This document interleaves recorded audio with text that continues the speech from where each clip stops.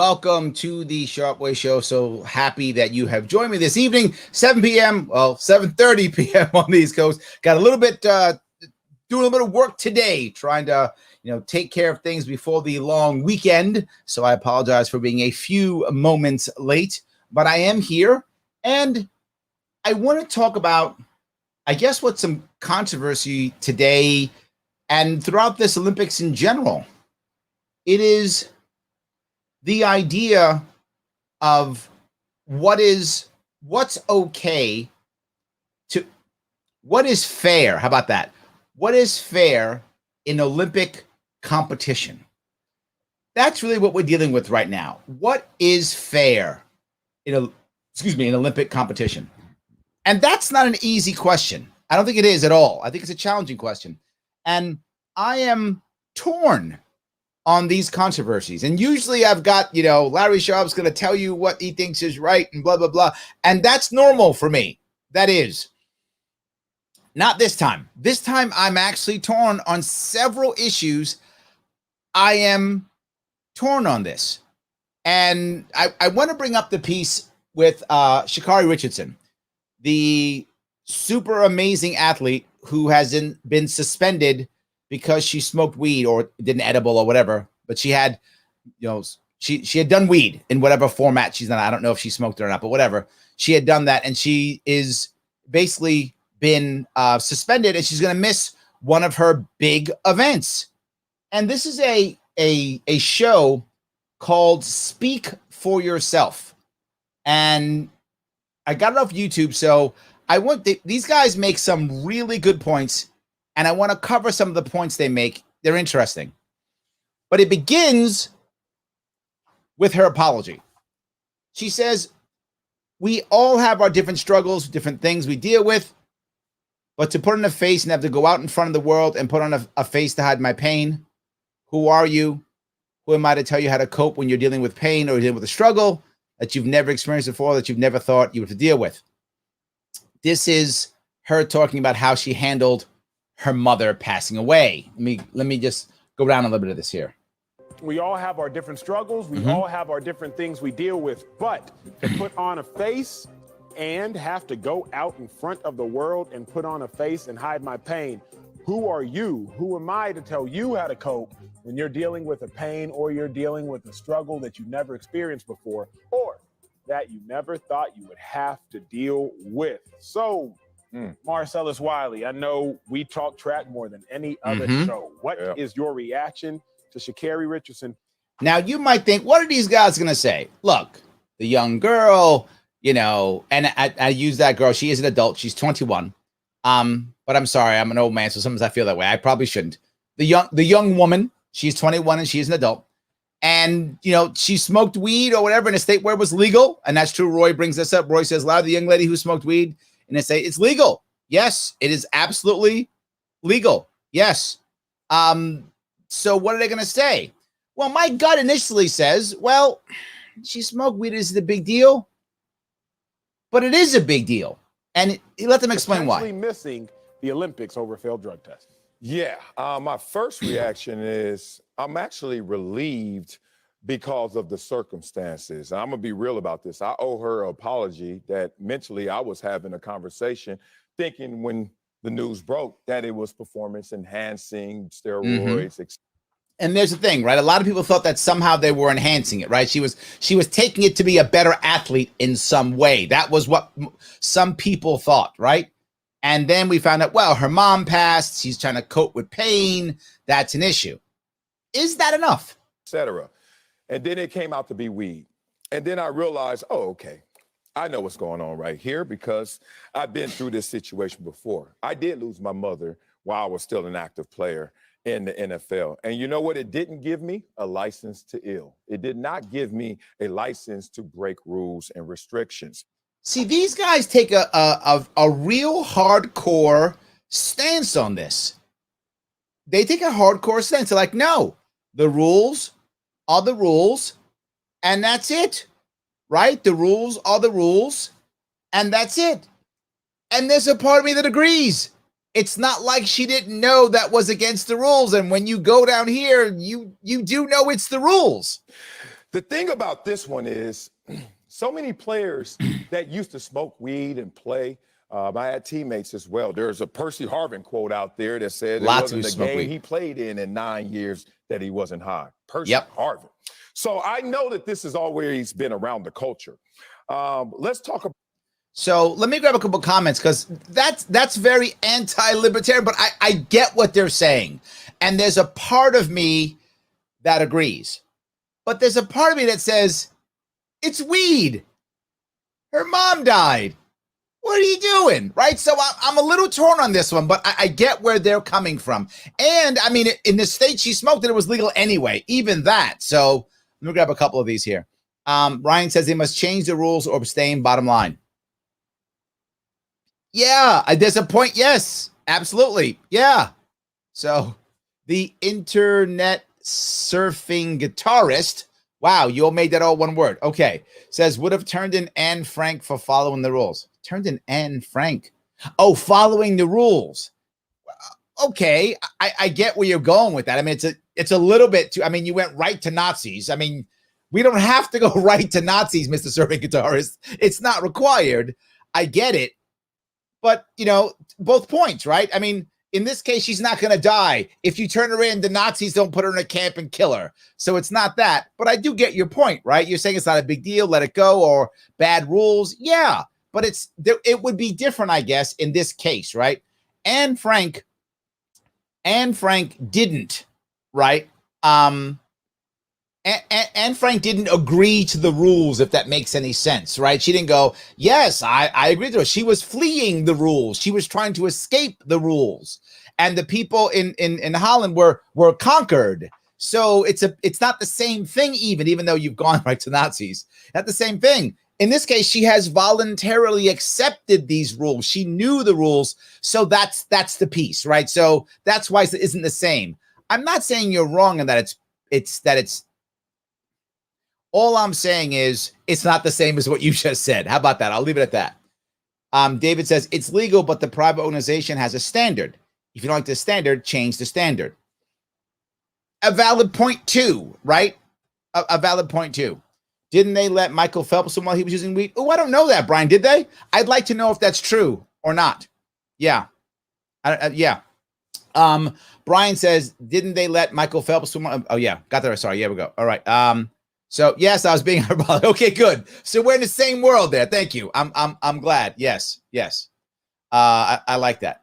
So Tom says it's weed, it's therapeutic. Well, if it is therapeutic, and this is the other point, if it's actually therapeutic, does that mean that it should have been prescribed by a doctor to follow their rules, right? Playing the rules game. Or is it enhancing then? Right? Or is it enhancing? Either of those. So let me keep walking. About the circumstances, because the guys who used to play and used to get high used to always say, don't pay the stupid tax. And what is the stupid tax? That means you know when they're going to test, and you also know the amount they're going to test for. Don't get caught. So in this situation, I'm looking at Sha'Carri and I'm saying. So that's another hard piece to swallow, right? Don't get caught. A part of me says that's a smart thing, right? You know how the rules go. Follow the rules. I get that. But another part of me says, what? Then you know that you're trying purposefully to skirt the rules, right? So that means the rules are bad, right? So if you've got to skirt the rules, probably the rules are bad. So why don't you change the rules? Simply, you got two choices, not three. You thought you had a third. Don't smoke weed, whatever the marijuana, edibles, whatever you're on, or smoke it and don't get caught. But then in this world today, there's a third option, I think, that is being feelings driven. It's being driven by your own justifications of behavior. And it's really reversing the equation of logic. So people are going through their own circumstances. I went through my circumstance and losing my mother. He is not happy with her. And then because they're going through that circumstance, they think that is now going to empower them to do what they want to do. And so he's going down a road. I mean, it isn't the Nazi road, but I feel like he's going down a road that I think he shouldn't go down. He's now saying she's just selfish. That's what he's basically saying. She's just selfish. And maybe she is. I don't know her at all. I know she's an amazing athlete. Maybe she's selfish. I don't know that, right? But why would you assume that maybe she's just a 21-year-old who lost her mom too young and did something that she probably shouldn't have done because she knew the rules? Couldn't it be that? Does it have to be that she's purposely being selfish and being about her? Again, I don't know. Maybe that's true. Maybe she is selfish. I don't know. But couldn't it be I'm 21, feeling like I'm on top of the world, and then all of a sudden my mom dies, and I feel like the world's ending? And that's not how the world works. We talk about this situation right now. It's unfortunate. It certainly is a trivial conversation about the legalization of weed in America and in sports. We'll get to that. But the point is, I'm sorry, you knew the rules, you broke them. You got to deal with the consequences. Yeah, there's so. Yeah, there's a part of that's true, right? There is, but it doesn't mean you can't make an exception. That's all I'm saying. It doesn't mean you can't make an exception. There's lots of rules that we often make an exception to. Much to unpack here. I will start by saying this.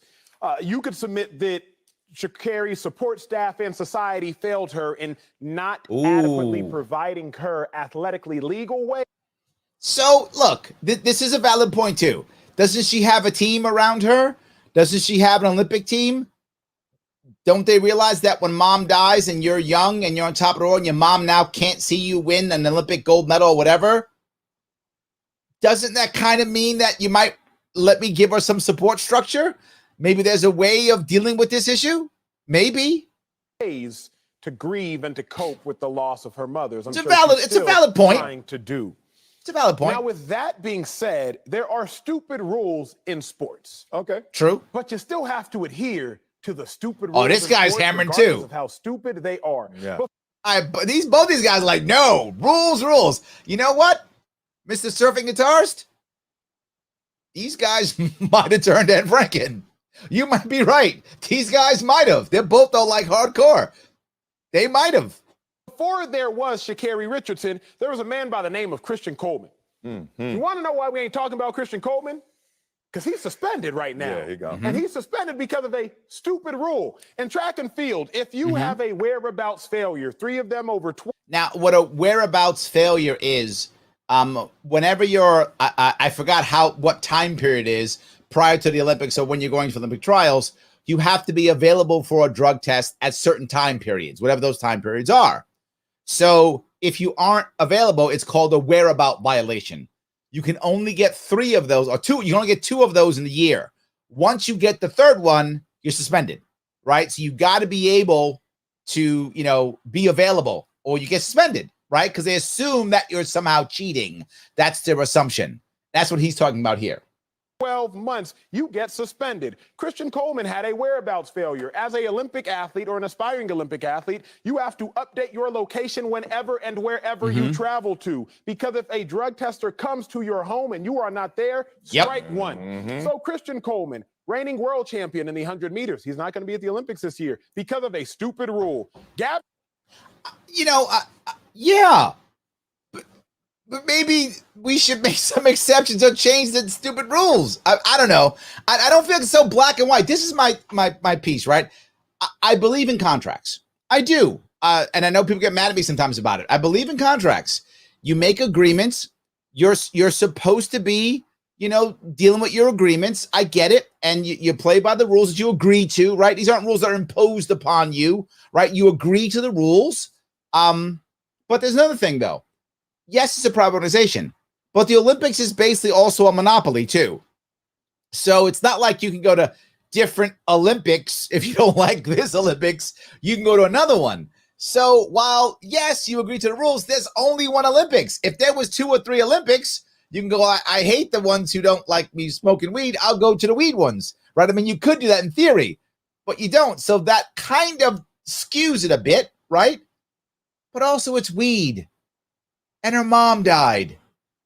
Is it really enhancing, Thomas, the fastest living woman to run the 200 meters. She just ran the fastest time ever, second to Flojo. She was provisionally suspended because she had a whereabouts failure. 3 of them. If not by the grace of an Uber receipt showing that she was home when the drug tester said she wasn't. I like the Uber receipt. Be seeing her, the fastest woman alive, in over 200 meters running at the Olympics. Yeah. A stupid rule.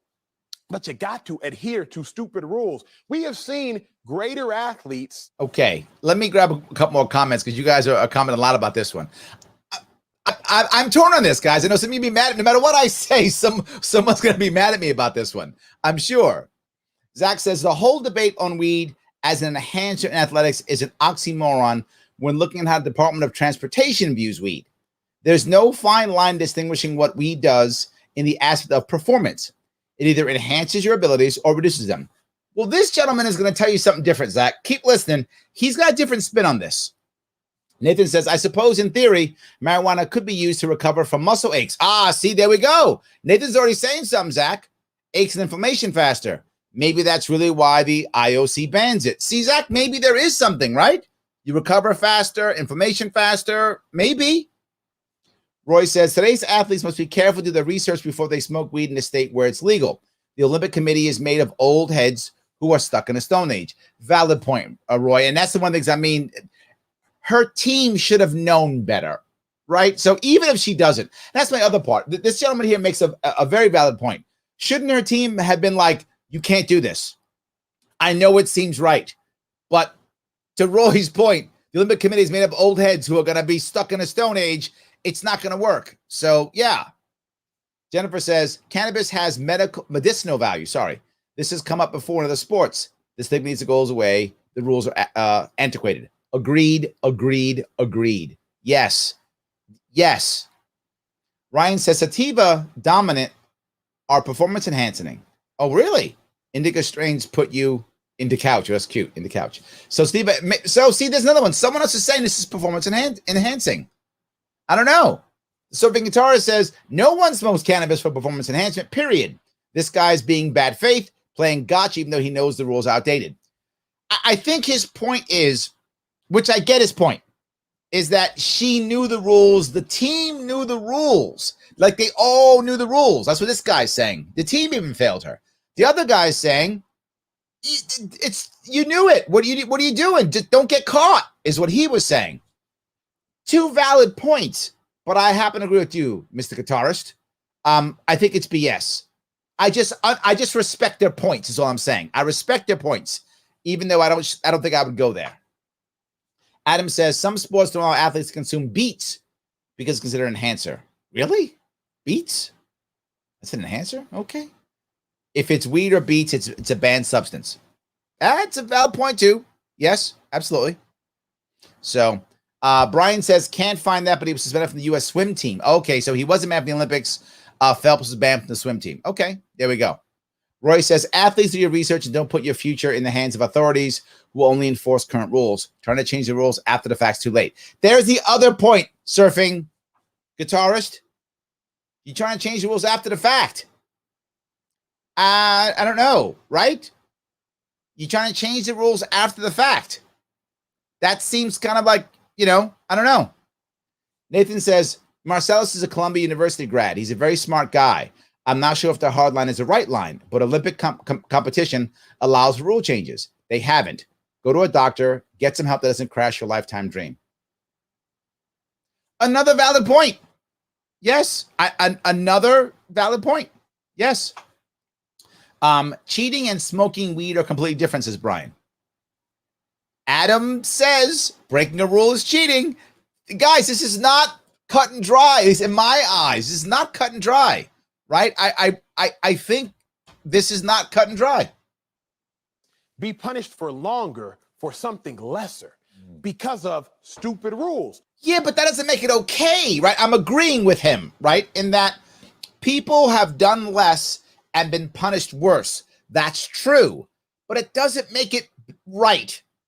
That was dumb too then. So now it's two dumb things. So the fact of the matter is, regardless of how dumb the rule is, you have to adhere to it. Now, it's a loss for a lot of people. Probably the fans. Yeah. Yep. Sha'Carri, Nike, the games. It's a loss for a lot of people. But Yes. so as I look at it, let's please not make this racial. Who did that? Are we making this racial? I really hope we are not making this racial. This is This has nothing to do with race. If anyone's bringing up race, please don't. I hope nobody is. If someone is, please don't. This is not racial at all. Nothing to do with race at all. Everybody trying to. It's not racial. It is not an American rule. The rule for her suspension is because of WADA, World Anti-Doping Agency.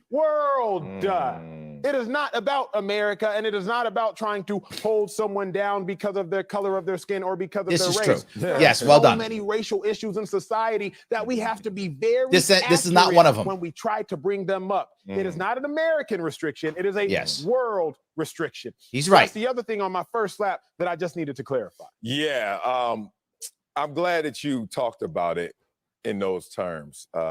And you really put the boundaries out there, and I want to expand on those boundaries. One, missing your testing up to 3 times is not even a stupid rule in itself, because the guys who are guilty are intentionally missing those tests. I see. No, you think everybody's guilty. All right. Surfing, internet surfing guitar guy, that guy. The other guy, maybe not. That guy, yeah. Could be true. So no, ain't no could be true. It is true. Let me tell you that. He's telling Sha'Carri, and Frank's gone with him. You lost your discipline, and now you're going to be disciplined. Now this part, he's right. I want to give credit where credit is due. He's right. You lost your discipline. Now you're going to be disciplined. You are an Olympic level athlete. You got to be disciplined. I mean, that part he's right. I can't argue that point. I hate that it's weed. I hate that her mom died. I hate that it was that. His point is a valid one. You got to be disciplined to be an Olympic level athlete, and she's one of the best on the planet. You got to be disciplined. I'll remind you of something you told me before that is actually one of the great Wiley-isms. Discipline is choosing what you want most over what you want now. Now, valid, great saying. Discipline's choosing what you want most over what you want now. Great saying. Tough when you're top of the world, your mom dies, you're at the Olympics, and she's not going to see you in your best competition. He's correct. But man, she's just human. Am I being too soft on her? Is this guy really right? I mean, tell me if I'm off on this. He's right. I'm agreeing with him. I can't deny what he's saying. It's correct. And she's just human. Your mom dies. You're 21. In the Olympics, your mom doesn't get to see you do your best. Maybe I'm wrong. Maybe I'm a softie. It's not her own doing. She's grieving a loss. So in that grieving process, what are the consequences of your actions? And what this situation shows us that there could be grave consequences, because the Olympics only comes one every 4 years, grave consequences by your choices. But it's still a stupid tax that you got to pay. And I want people to separate the emotional pull of her losing her mother from the reality of this is not still an opportunity for you to not abide by the rules. Let me tell you about. Aren't there exceptions to rules? Isn't that why we have judges, right? Aren't there extenuating circumstances? Aren't there mitigating circumstances? Isn't that a thing? And I'll walk down the capitalist route. Isn't Nike pissed off because they want to make sure she wins so they can get that picture of her waving the flag with a Nike shirt on? I mean, isn't there even a financial piece here on top of all of it? I mean, I'm talking about the emotional piece, but some of you don't care about the emotional piece, I'm sure. Some of you care about the financial aspect. Well, okay, even that.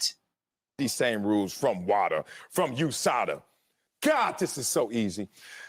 The drug is banned in competition periods. Okay, so far, most people are like, what does that mean? It's defined as beginning at 11:59 at night.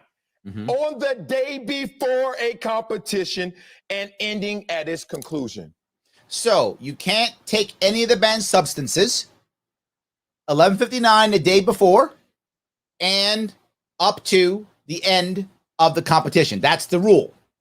Come on now. Come on, man. Wait a minute. You just basically told me a few hours.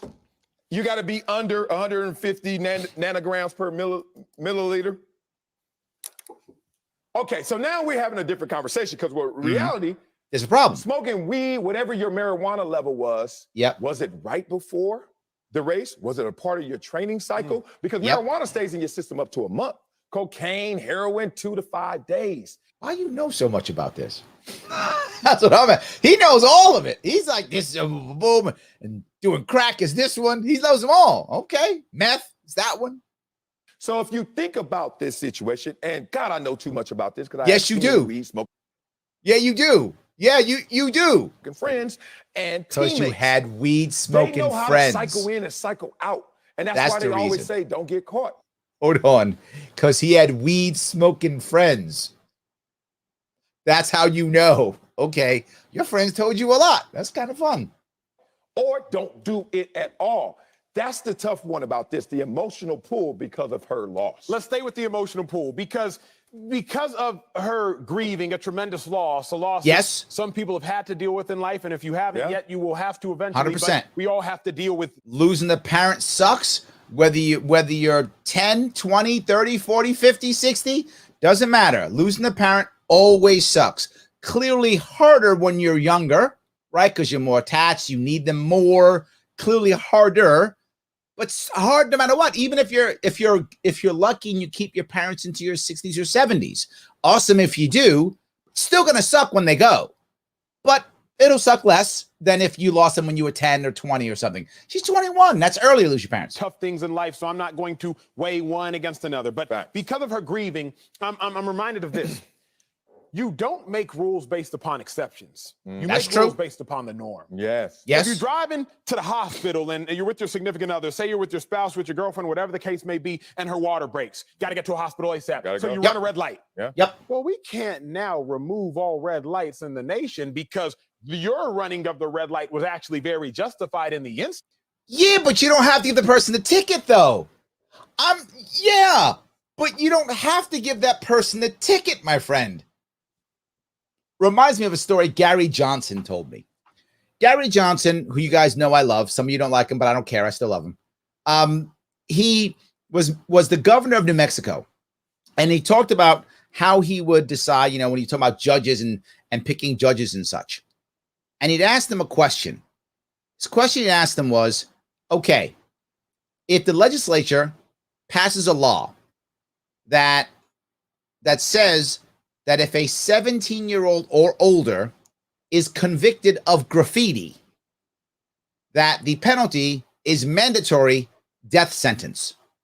That if a 17-year-old or older is convicted of graffiti, then the penalty that you must give, mandatory minimum, is death. If that law was actually passed and it hadn't gone through the courts to become unconstitutional yet, and at that moment, when it is law, you make that happen. You're the judge, and a 17-year-old is convicted of doing graffiti. What do you do? And the only answer the judge couldn't say in Gary Johnson's eyes was, well, of course, I'd sentence him to death. Any other answer was okay. Anything else? I'd resign. I would delay it until the law could be talked. I would suspend his sentence. I would find a loophole. I would whatever. Anything the judge said was fine, except, well, it's the law. So I've sentenced him to death and hope he wins an appeal. What? I feel like this guy's saying that. Yes, you don't change rules for exceptions. I get that. But you don't have to punish the exception if it makes sense, right? If there's no harm and it was helpful, why would you punish it? Why would I give a ticket to the guy or gal who's driving for someone who's pregnant and the water broke, give them to the hospital? Why would I give them a ticket? I mean, obviously, if there was some damage, okay, but they just ran the red light or was speeding and it got there. Well, I just go, great, go ahead, no worries. Of course, I would do that. I feel like we should be thinking about this here. But there's another point here, right? Should she be the story or the exception that does change the rule? And I would argue yes. She should be the story. She's flamboyant. She's got personality. She's good in front of a camera. And she's an amazing athlete on top of all of that. People like her. All those things are awesome. Maybe she should be the one to be the story that changes the rule, right? And what I don't want her to be is the Snowden, right? You got to go to Moscow to try to change the rules. Then they don't get changed. They still want to put you in jail, right? I don't want her to be punished for this. I mean, I get it. The world's not going to end. It's the Olympics, right? So the world's not going to end. I get it. The world's not going to end. But this is I think, symbolic in that, don't we want to make an exception sometimes? And shouldn't this be one of them? I don't know. Am I wrong? Let me grab a couple comments because maybe I'm off on this one. Maybe I'm off. This is John's. I think the fact they both play professional sports explains their view on the rules. Rules are rules, and you should follow the rules no matter what. Yeah, you're right. It could be that, right? They've played the game before, John. It's probably true. Yeah. Adam says, cheating isn't what you feel. It's a rule. You break it, you're cheating, period. The legal use of weed is another debate.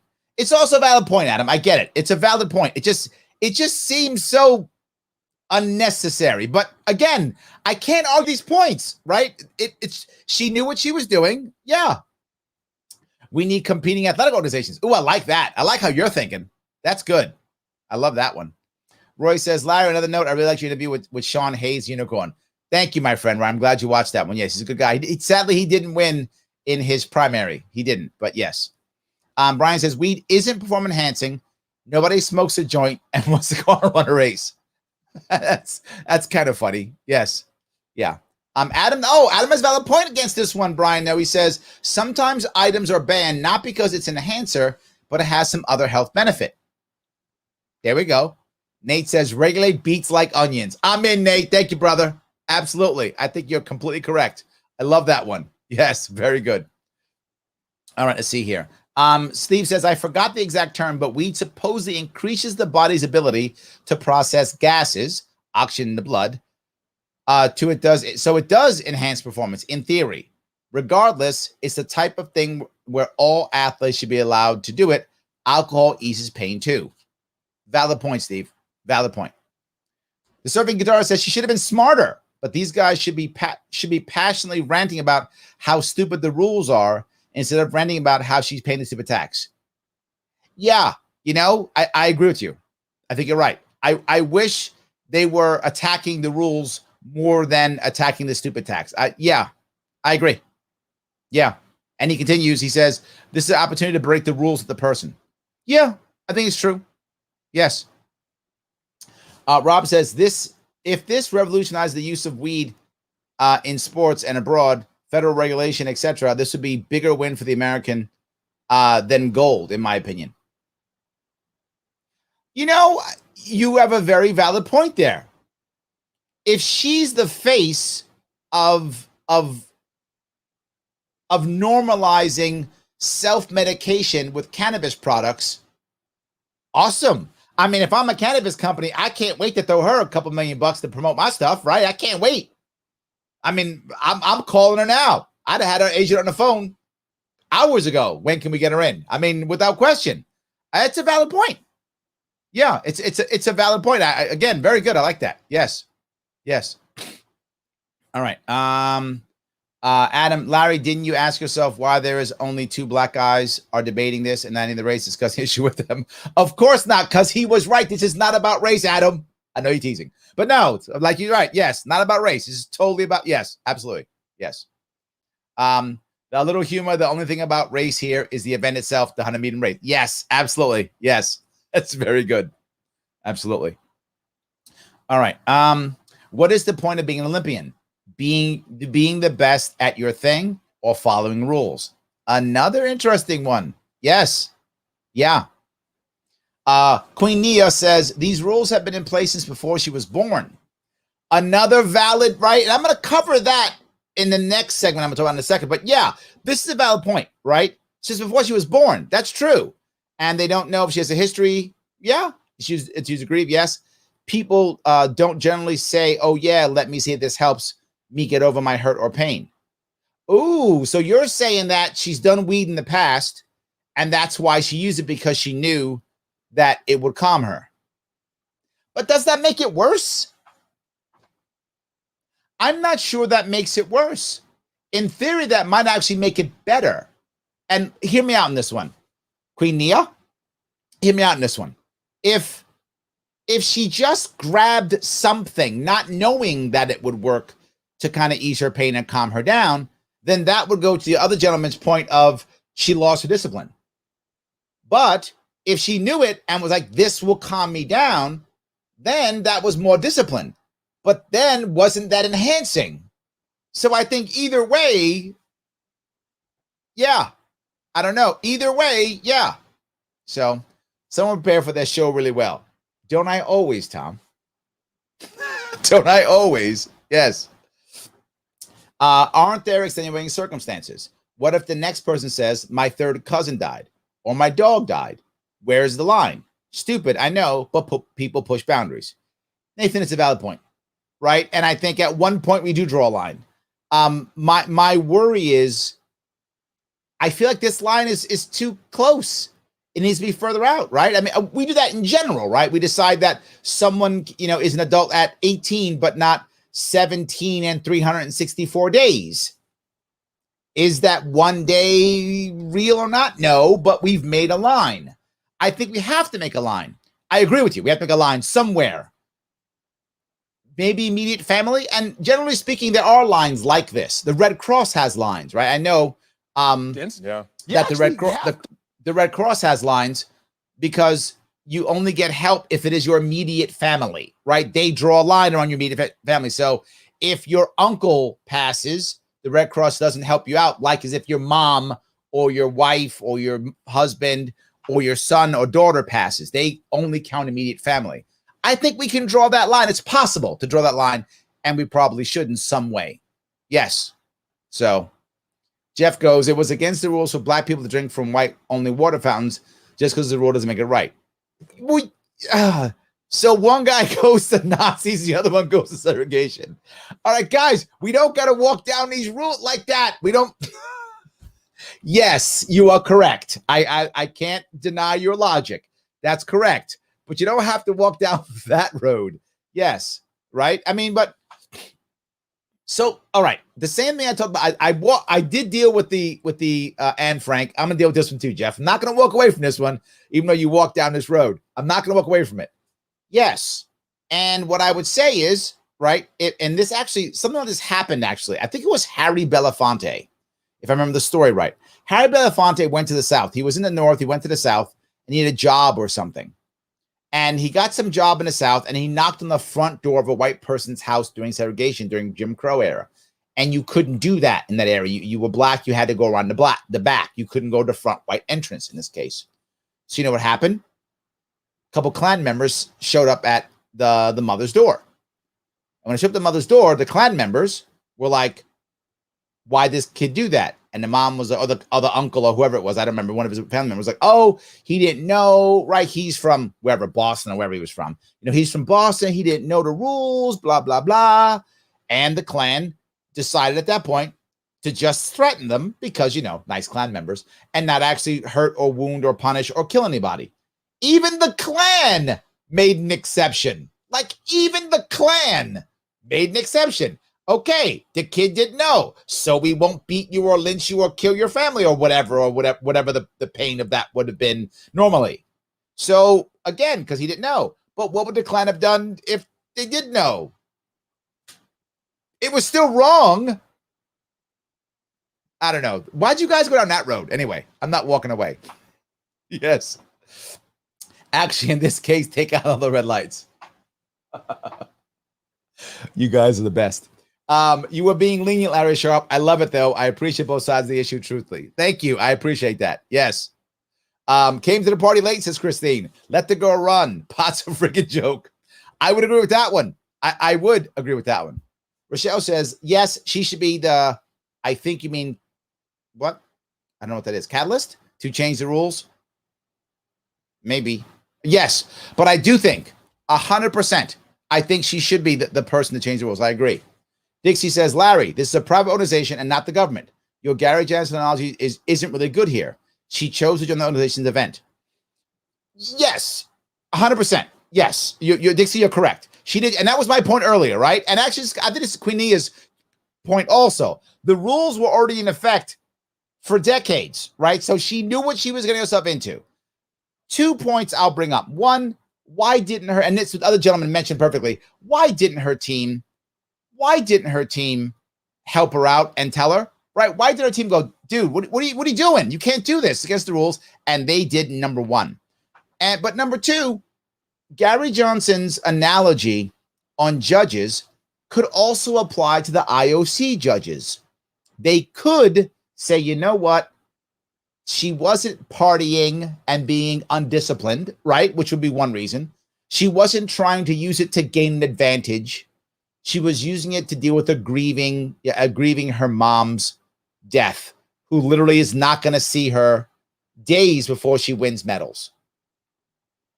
I think a good judge, even an IOC judge in a private organization, could see that, Dixie, and go, you know what? Let it slide. This, in my eyes, is the equivalent of the person driving through the red light and, for the pregnant mom. I guess that's what I'm saying. So in that way, I think the analogy could work, meaning that there are going to be IOC judges, people who will decide, what her fate is. I think they really could have done that. So yeah, there we go. All right, let me keep going here. To have a rule based upon a norm, not an exception, but also rules aren't necessarily in place just to protect you. Most rules are actually in place to protect other people. That's not true, right? Most rules are in place to keep you in line, to keep the powerful in place. That's reality. Now, there are some rules in place absolutely to protect other people. That's true. Yes, I get that.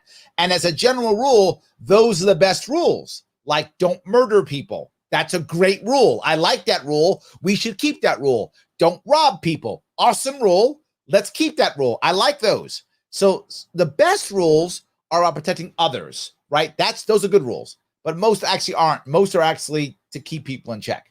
I recently said this on Twitter, but I'll say it on the show. You can say it's cool to legalize weed in competition while you're running in a straight line, but it's probably not great to legalize weed in competition if you're throwing a javelin. It's probably not great to legalize weed in competition if you're using a pole to elevate over a pole 18 feet high, the pole vault. It's probably... What? So you're going to smoke weed and start throwing spears into people's chests? Is that your argument? Okay, dude, you were saying some good stuff. Now you went a little bit too far on this one. So now you're going to pole vault and I guess miss the pole vault because you're high? Okay, but who does that hurt? It hurts you because you messed up your pole vault then. I think you're going too far on this one. Not great or safe to legalize weed in competition if you're throwing a discus, spinning around, and then heaving an object roughly 180 to 250 feet through the air with people, a referee. So now you're gonna start. You stretching now. Now you had me. A lot of stuff you said made sense. Now you stretching and whatnot, marking the distance. It's probably not a great idea. We have rules for. Okay, I would agree. He's right. It's not a great idea. This is true. You probably shouldn't smoke weed before you throw a javelin or a discus. He's right. But it doesn't mean that there should be a rule about it. If you want to go do that, you're going to have a bad Olympic. But fine. Okay. The norm, not rules for the exception. So while this might be a merit-based exception, if you will. Yeah. See, it could be a merit-based exception. I like that. That's good. You don't make a rule based upon an exception. No, you don't. And that's what's unfortunate about this situation, that maybe in her emotional state, that clouded her vision of seeing right from wrong.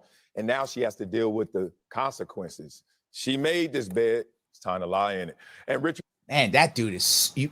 Man, you picked him good. I got to tell you. Surfing guitarist, you picked this guy out good. You did. His suspension has generated several opinions on why she got suspended. So, Acho, should marijuana be legal in sports? Should it be legal in sports? I'm not going to go down this road because it should be. So I just want to make sure that we cover that piece. I thought it was an interesting take on it more than anything else, right? This was a very interesting take on this piece of what's an enhancement, right? And you know what? Hold on. I do want to keep going with. There's a part that I do want to go up this. Wiley does bring up. No, I'm sorry. Emmanuel brings up. Yeah, he does. Emmanuel's the guy on the right. No, sorry, Wally's the guy on the right. Hold on. Yeah. Let me, you do, hold on. He does say something good here. I think you will enjoy this. That's a tough question because it's legal in some aspects in some states of society. He doesn't have a good point here. Overall, I will say no. Marijuana should not be legal He says in competition. No. Remember what we were talking about, people. In this specific instance. And listen to his point. There is a point here. You cannot smoke or edible or whatever the case may be from 11:59 prior to competition until competition is over. Right. So as I look at it, should marijuana be legal in sports? No, because do you want a pitcher throwing a 100-mile-an-hour fastball? Okay, this is the bad part. Ignore this part. Anything? This is the bad part. Should marijuana be legal in sports? No, because again, do I want someone throwing a spear, which is what a javelin is, under the influence this is of bad. I shouldn't anything? I'm sorry. Now, the counter is, well, Acho, alcohol is legal. Yes, but we're not having a debate about alcohol because nobody thinks it's a good idea to go out there drunk. So, who thinks it's a good idea to smoke weed and throw spears? I'm gonna go in the Olympics and throw spears. Let me go get high first. Let me chug I don't know, a bottle of Mad Dog 2020. Am I aging myself? Yeah, it's a moot point. But it shouldn't be legal. You have to find ways to comp with whatever you're dealing with legally. Sel, let me give you an example because, again, me and Marcellus, we live track and field. Boy, both have lived all it, day. but I studied. I was actually at the Olympic trials. I watched Sha'Carri run. I watched her run out here, and I watched her run prior in Eugene years ago. With that being said, Sel, the fastest man in the world over 200 meters, the fastest man in the I got to pass this. I'm sorry. In short, it didn't help at all. U.S. Olympic trials was a monster compared to world championships. No. The point he brings up, which I remember he brings some later on, is he brings the idea, if I remember right, that the concept is that if something helps you, that's an enhancement. But also, if it takes away a pain, it's an enhancement. Kind of what Adam was talking about. He was about the idea that, it can be an enhancement in other ways. It's a valid point, I guess is what I'm saying. So, yes. But this brought me to something else, which totally different, but it made me think something else. Let me grab a couple comments. I'm going to go down that road too. All right. Queenie says, I'm clear on that part, but I don't know if I would push it to a comparison. One is morally wrong. The other is a personal choice, not affecting her chance to be in this Olympics. No one's dying over situation. It's true. Yes, absolutely. So let me keep going here. Adam says, what I think this is retrospection of weed legalization. Legalizing weed is great, but what about people who got busted with dealing when it was illegal? Should we forgive their crime? I think yes, right? Look, in my view, Adam, any possession or usage crime, and I'm using that with air quotes, wasn't a crime, right? Obviously, legally, it was a crime. In my view, it was not a crime. Selling it, not a crime. Obviously, legally, it is. In my view, not a crime. Sale should not be a crime. The only crime was if you used violence to sell or use. That's a crime. You created a victim. You hurt somebody, you beat them, you stole their stuff, whatever, that's a crime.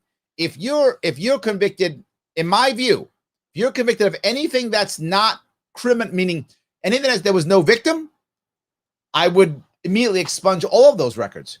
Why? Because you sold weed? Do I put the liquor store guy out of business? No. Do I put him in jail? No. Why would I put the weed dealer in jail or out of business? No, that's my view. So, yes. John says, I think we should have an Olympic system where there are no drug restrictions and see how much a human can actually do with any substance available. Wow. Okay. So is it only substance, though, John? Or can I, put, chips in my body and stuff? Can I do that then? Can I become like a cyborg and stuff? I mean, in theory, I guess. I put my brain in an Android and then have the Android run for me. I mean, I don't know. I get where you're going with it, right? I mean, it's probably not a bad idea. Well, it might be because now the only question I have, right? Because most of these athletes then, right? This is my worry, John, with what you're saying. Most of these athletes are very young. Some start as early as 12, 13, 14, some even younger. Most start in their teens at least. Am I encouraging the teens to begin to destroy their bodies as teenagers?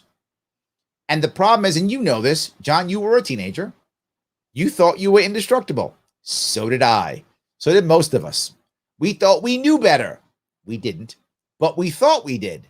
So am I encouraging my youth to destroy their bodies with gambling with substances to become great? I don't know if I want to create that environment, right? I don't know if I want to encourage that. Some kids are going to do it anyway, no matter what I say, no matter what you say, John, some kids are going to do it. But do I want to create an environment to where I'm encouraging young kids to destroy their bodies with substances, knowing that most of them aren't going to make the Olympics? And if they do, most aren't going to win. Do I want to encourage that environment? I feel like the answer is no on that one. I feel like it's no. So Jeff says, exactly only one is morally wrong. Oh, I must have missed one. This must be with somebody else. I apologize. This must be for somebody else. Yes. Rob says, the Greeks used to wrestle naked. Rules can change. That's true. Yes, rules can absolutely change. Yes, I love that.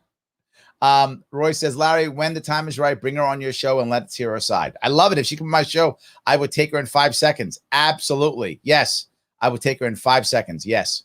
Let's see. The serving girl says, this is heartbreaking. He thinks cannabis should be banned or else people will be impaled with javelin. I know, it's crazy. All right, he said some smart things, right? He did. He said some smart things. That was not one of them. That wasn't. Yes, that was not one of them. So, yeah. Okay, yeah. Christine says she tested positive, meaning it was in her system. It doesn't mean she gets high before she runs. Great point, Christine. Great point. Yes, absolutely. Michael says, you can do anything high, sometimes better. That's actually his point that I couldn't find because he just was talking so much about taking it off. But he actually, that was his point, that sometimes you can use it to calm yourself, right? So, yeah, you could. You might be able to do it better because you can calm yourself, and that might actually work. Yes. Tom says, check out some of the stories of the pitchers in baseball back in the 70s. Pretty sure you can throw a district. Yes. High, drunk. Yes. Wasn't it Darryl Strawberry in the 80s in the Mets? He was like high on cocaine like half of the time or something like that. Yeah, I remember that. Didn't they want to put an asterisk by one of his stats because he was like on cocaine or something? Oh, is that just a story or was that real? It might have been. It actually might have been. Yes. So, all right. Comparing being impaired by weed and by alcohol is dumb. It's not a fair comparison.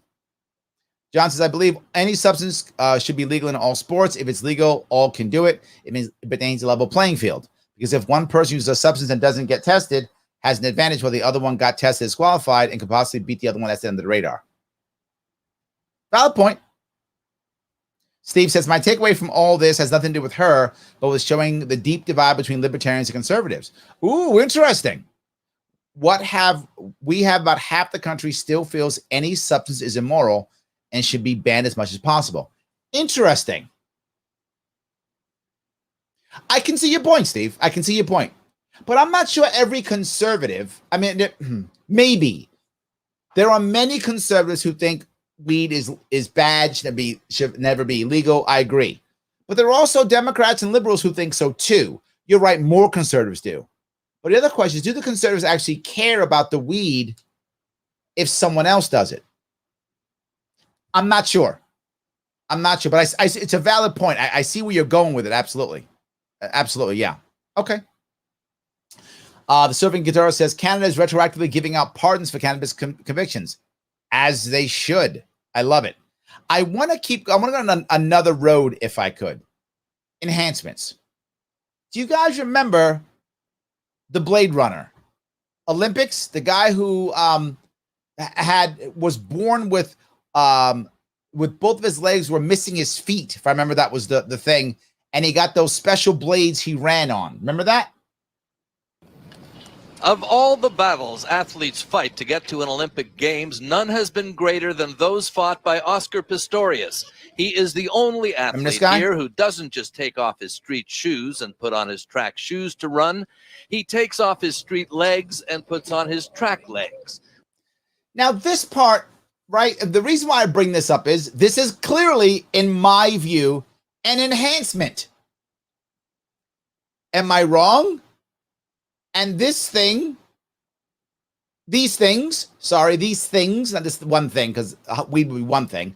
These things, I was thinking his legs is one thing, but his 2 legs that he has now, I mean, this is clearly an enhancement, right? They call him the Blade Runner.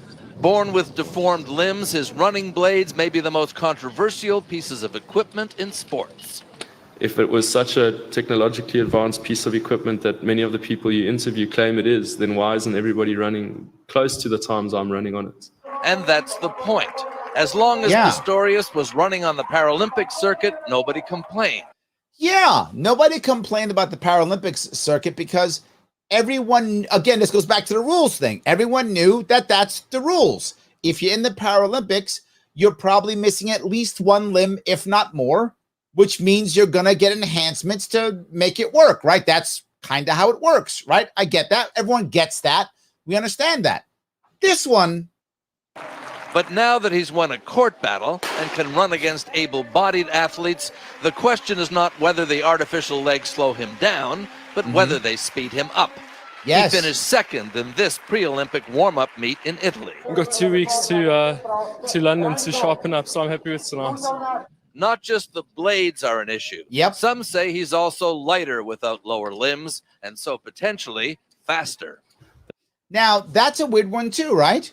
So do these things enhance him or take away something or add something? I think they did, but this seemed okay. But there were reasons why they let this go. That debate will always be alive, and there will always be a percentage of people that have the opinion that think I shouldn't be able to run. But my job is not to entertain that, and my job is to train harder. There's another criticism, that Pistorius is a novelty act, a distraction, an idea rejected by friends like you and Thomas. So that's the money part. And I think there was a part of that. And I know some of you may be upset about this, but I think,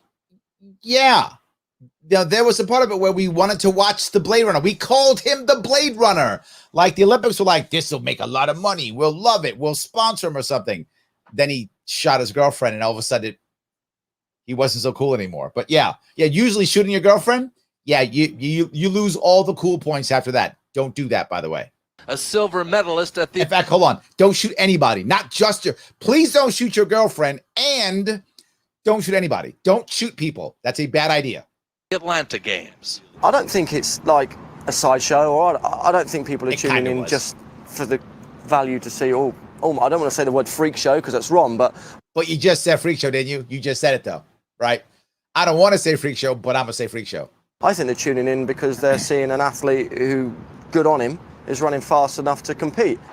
Oscar Pistorius won't win any medals. Getting here was his victory. Yep. But apart from the big track stars, he may be one of the most watched athletes at these games. Yeah, I think we all know that. So there's a money thing here too, right? I spoke about that, with Sha'Carri, right? There's a money piece too. She's good at what she does. People want to watch her. There's an issue. Both of those. So, yes. Let's see if I can go here. Jonathan says, the lust of Olympic Games wore off when I saw how dilapidated and unused a lot of the venues have become. Also true, yes. I know we have it here in New York, right? Lake Placid. Lake Placid is still pretty nice. Pistorius, you remember Pistorius? Yes. Yes, the guy who shot up his girlfriend. My God, you didn't have to say that, but he did. It's true. Steve says, I'm more responding to a lot of the comments I'm seeing criticizing her behavior, and he's saying that to everyone. For what it's worth, I think this should be an opportunity to change stupid rules in the future. Yes, right? Maybe she should be the story that changes the policy. Yeah, I think she probably should be. I agree. Yes. Did she sign up for the terms of service to compete in the Olympics? I like that. Yes. Stuff like this gets me hyped for the future. I want the Cyber Olympics with exoskeletons. Of course you do. You and John, you guys are both going to be going to that. You're like, Cyber USA team. Absolutely. Exoskeletons, the whole deal. Absolutely. It's very good. It would be fun. Absolutely, yes. Rochelle says, I guess we didn't see a rush of people cutting off their legs to get the blade feet. Well, yeah, it's true. And yes, the guy's in jail. That's true. Yes. So Adam says, well, pro wrestling was littered with drug use prior to the modern era. So you're still functional and can physically compete. So why not let's have a drug Olympics and see what happens. P.S. Remember, Oscar has disability. Larry's making him able. Big difference. Why is it a big difference, Adam? You're right. It's making him able. But isn't it still enhancing who he is? Right? And is it only physical? Or could it be mental? Or both? I don't think it's clear cut. I get what you're saying. You're saying he's a disadvantage, so he creates something to put and to make him able, right? But then how do we know that was his natural body, right? The concepts of the Olympics is supposed to be that your natural body with training is what makes you the best. Otherwise, we'd accept performance enhancing. We'd accept special shoes and such, but they've stopped in soccer and stuff like that. They've gotten rid of that stuff. I mean, what if you had a bad back? Could you use a back brace? You know, that would go into exoskeletons. You're going to get what you want after all, surfing guitarist. What if we need an exoskeleton to make me whole, if that makes any sense, right? Maybe. I don't know. I'm not sure it's that clear, is what I'm saying. So, John says, to be honest, even though he has disability, he shouldn't be allowed in the regular Olympics because he cannot be leveled with normal men. Thank you. I didn't say it that way. That was, yes, right? How do we know he's level, Adam? Right? How do we know that? We don't know if he's level. Did the legs make him faster, slower, exactly right, or what he would have been? How does training affect it? Are the legs the same weight that his legs would have been to keep the weight fair? That's a tough one. Yes. Yeah. So, all right. Larry, just smoke weed, shoot your girlfriend, and claim you are distressed because she dumped you. Simples. Is it that easy? I didn't realize you could do that. I love it. Yes. Running blades makes you murdery, and weed makes you throw spears at refugees. That's true. You learned something today. See, I'm here to educate you, Nathan. I'm here for you. You now know that. If you get running blades, you shoot your girlfriend, and if you smoke weed, you will impale referees with spears. That's true.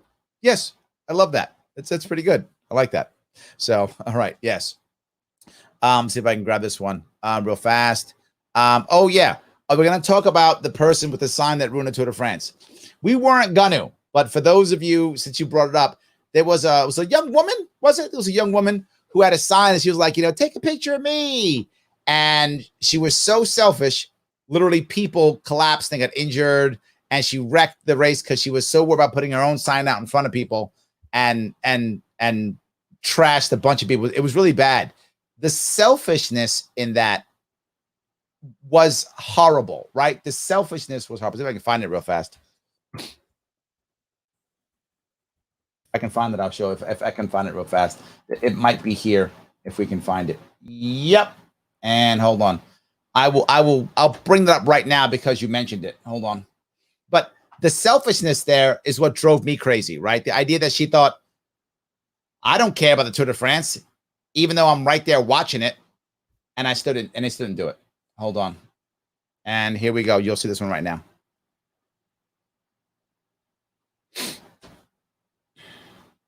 Tour de France. Says they've gone under that banner. Oh! Boom. Oh, the passive crash there. What has happened? Right on the side Look of at the road there. Look at this. I don't know what's happened there. Maybe they clipped the crowd, but whatever has happened, and then she ran away down there at the moment now. How many riders? Let's hope.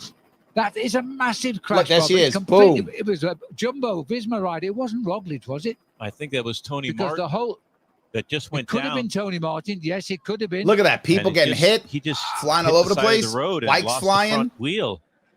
Yeah. See, right on the. It looked like pilot near error. the front. Watch him try to get around his teammate and go down. Oh, it might have clipped that spectator. He went off the road. Yeah, he clipped the spectator who then ran away. Went off the road. The road has got a nasty ridge on it there. Terrible.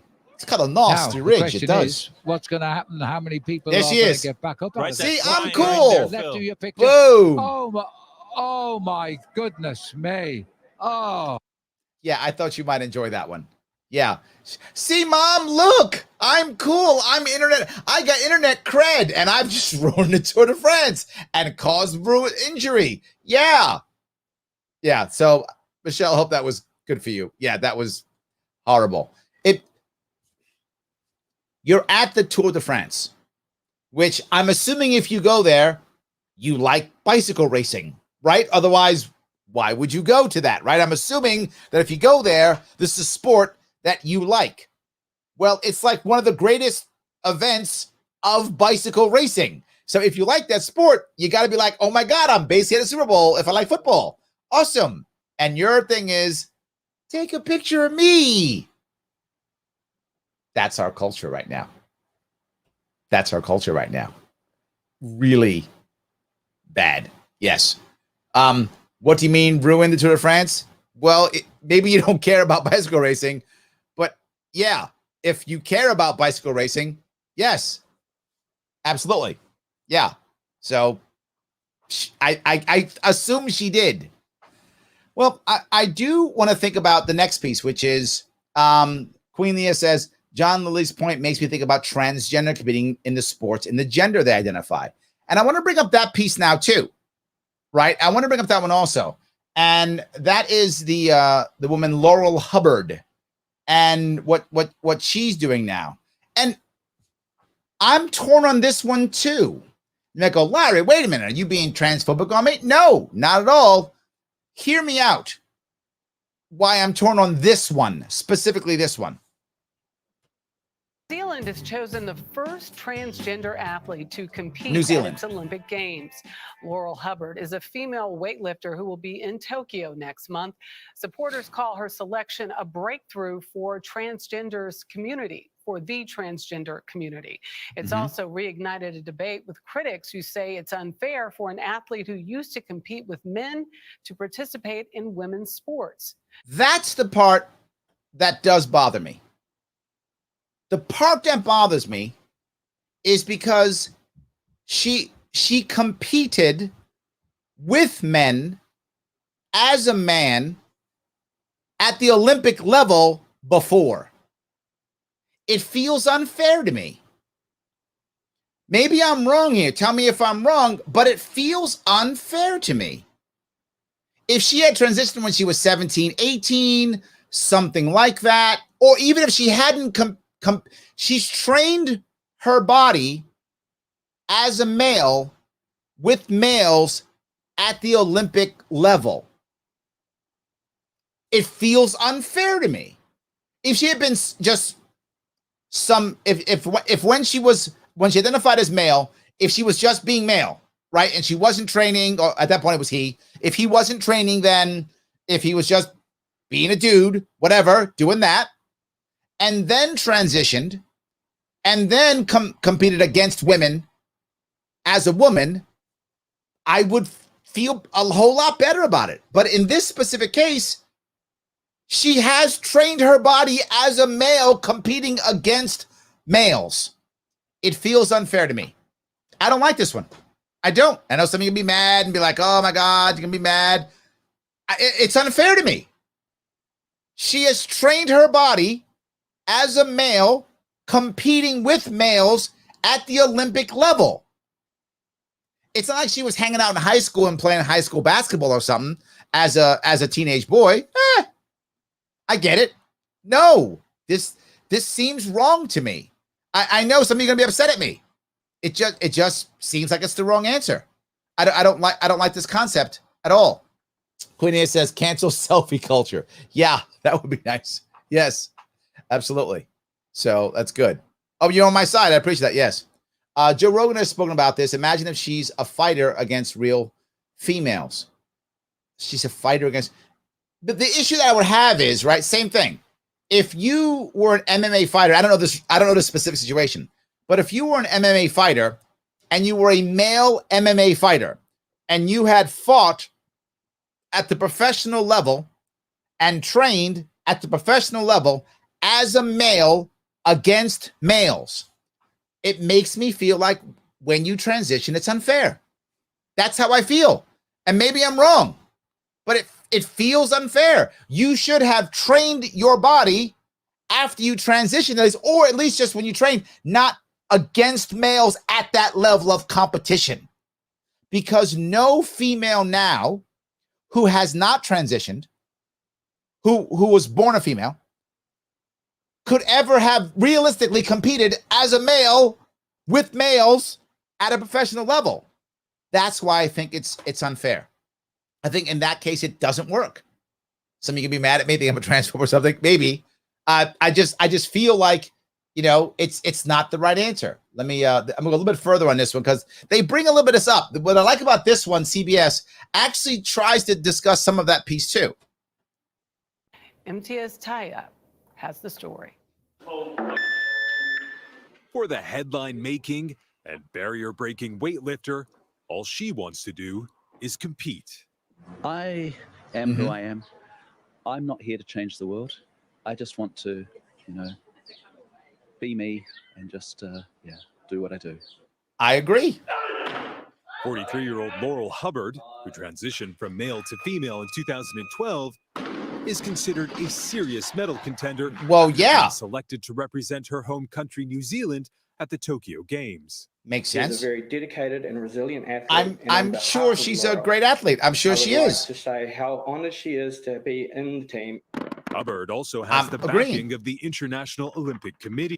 And I bring that one up because right after Blade Runner, the Olympics wanted Blade Runner. I really believe this because it was a show. It was, as his friend said, freak show. I think they're using Laurel the same way. I do. I think they're using Laurel the same way, right? They're doing the Olympics now is doing the rainbow. See, Olympics, we're woke. I think they're doing this. I think that's why they're okay with it. Maybe I'm wrong, and I'm happy to be wrong if I am here. I'm happy to be wrong if I am here. I feel like that's what they're doing. The governing body introduced transgender guidelines for athletes back in 2015. Under the rules, those who transition from male to female can compete in the women's category as long as their testosterone was kept below a certain level for at least a year. Now, that part I actually don't mind. Like, I like the idea of them having rules. I think that's smart, right? To let transgender women compete, you should have some form of rules. Agreed, 100%. My worry is that the rules aren't the right rules, right? My worry is for a year. Okay, a year. But a year? That seems low to me.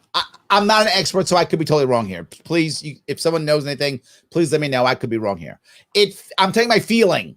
So please do whatever you want. My feeling is that feels way too low. And in my view, you shouldn't have already competed with, that should be a disqualifier. If you've already competed at the championship level in your former gender, I feel like that disqualifies you. You might go, Larry, it's not fair. Lots of things aren't fair, right? I mean, some people are born where they're never going to be a basketball player, right? I'm in my 50s now. I'm never going to be a professional basketball player. It's not going to happen. It's not fair. And it's the way it is. Again, I got to find another profession. And if you transition late after you've already competed as and trained as the other gender, I feel like it's not fair.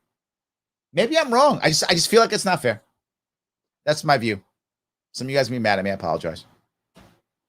Actually, I don't apologize. I don't think that's the right answer. Let me go. She actually covers a bit more on this. Joanna Harper, a medical physicist and competitive runner who is also trans, helped advise the IOC on its guidelines. Pre-transition and post-transition, did that change your ability to be a competitive athlete? When I transitioned, within 9 months of hormone therapy, I was running 12% slower. That's the difference between serious male athletes and serious female athletes. Well, this is a valid point, right? There's no doubt that when you transition, you aren't as strong. That's true physically. That's absolutely true. And which is why I'm not 100% against this. The rules have to be better. I think the rules we're testing rules out. I don't think they work. Is it fair? The absolute answer to that question is still not certain. Now that I respect this woman for actually saying that. She said it's not certain. I agree. She's agreeing. It might not be fair. It feels like it's not. We need a lot more data before we can come to an absolute conclusion on that.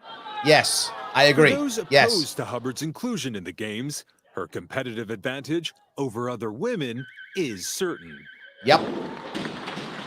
Males do have a performance advantage that's based on their biological sex. They outperform us on every single metric: speed, stamina, strength. Picking testosterone is a red herring. I mean, we're forgetting about the anatomy, the fast twitch muscle, the bigger organs.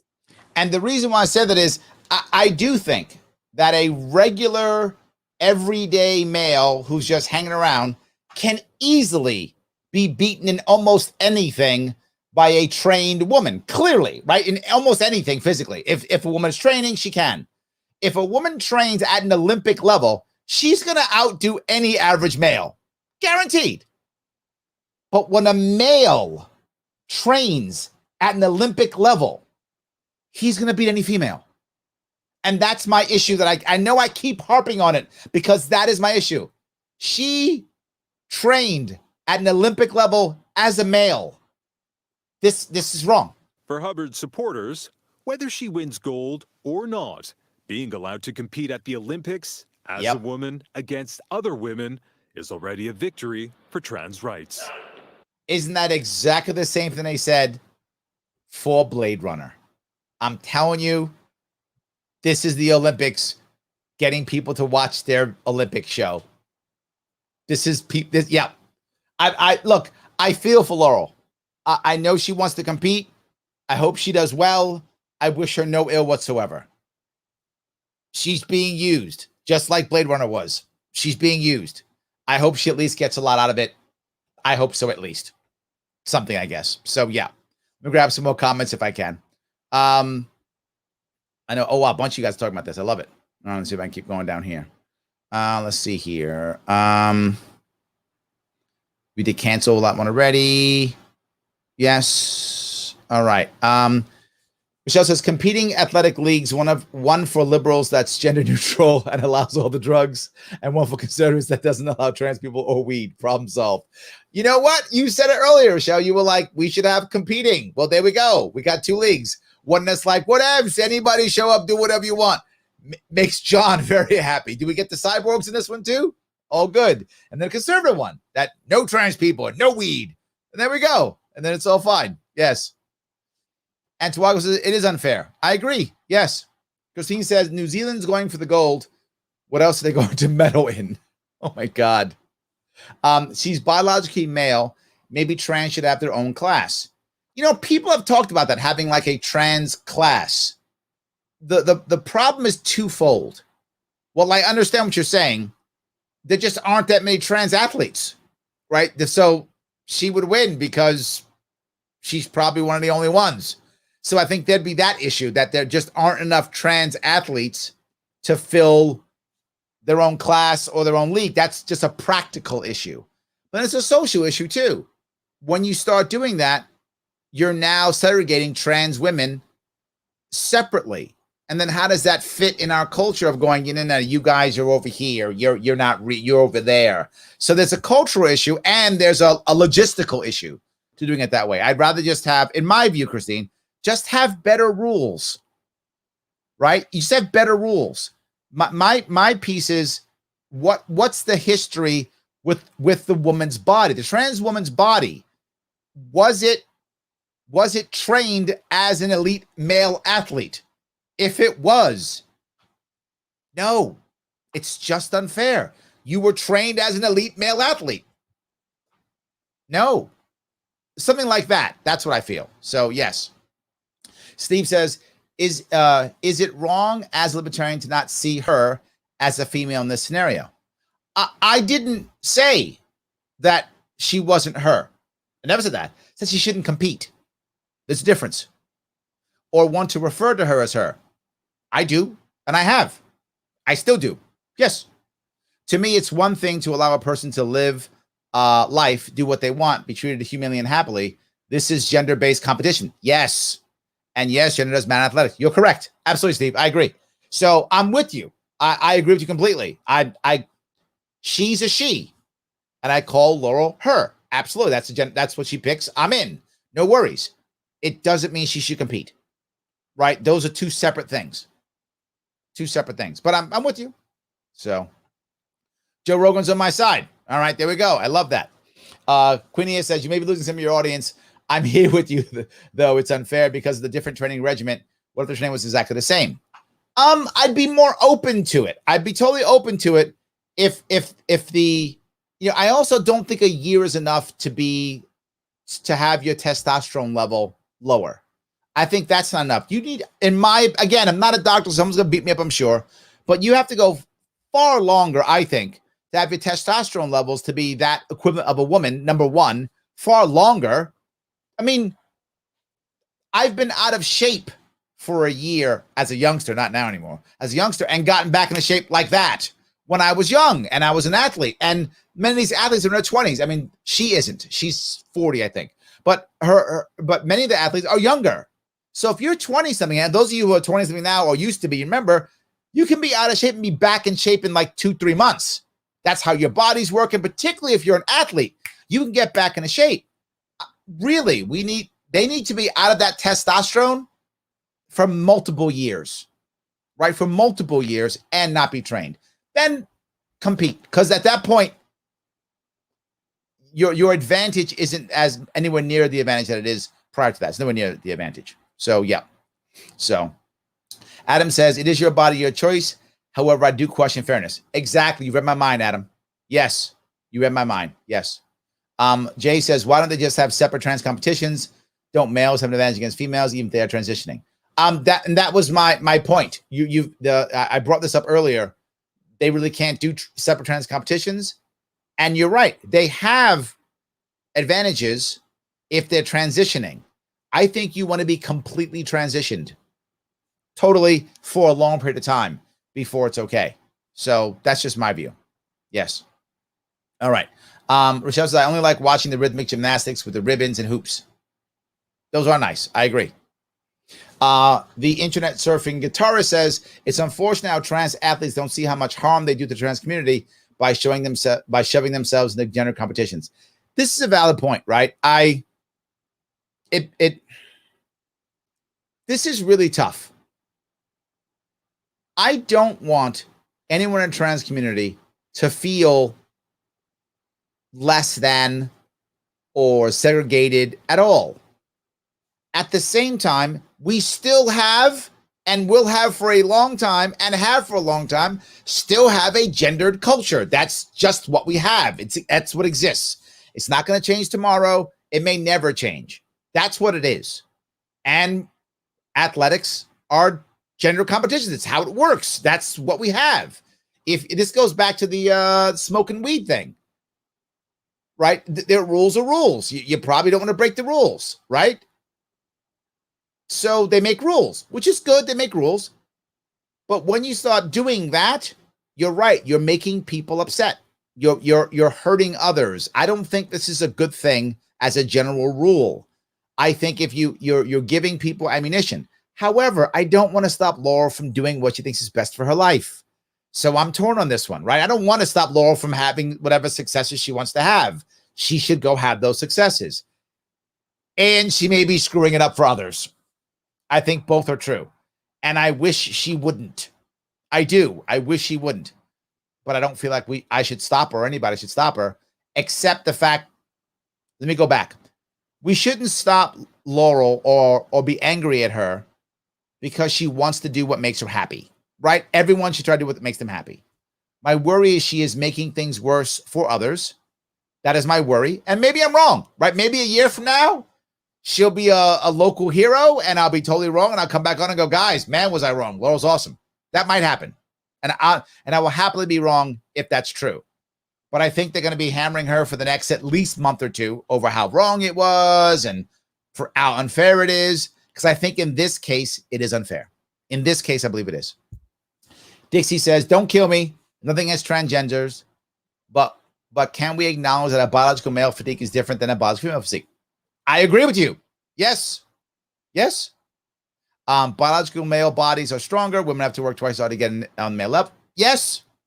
Yes, yes, and yes. Yeah, I'm not mad at you about it. People aren't mad at me.